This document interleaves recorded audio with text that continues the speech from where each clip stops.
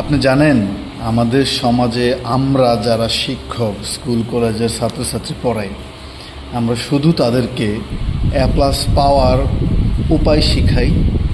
এ plus কীভাবে পেতে হয় সেই ইংরেজি, বাংলা, গণিত এগুলো আমরা এগুলো শিখাই এ প্লাস তাদেরকে পাওয়াই।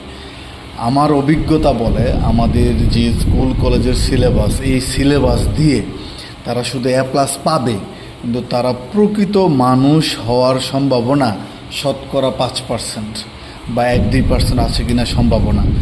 আমাদের স্কুল কলেজে নীতি নৈতিকতা শেখানোর জায়গা, সময় খুব কম।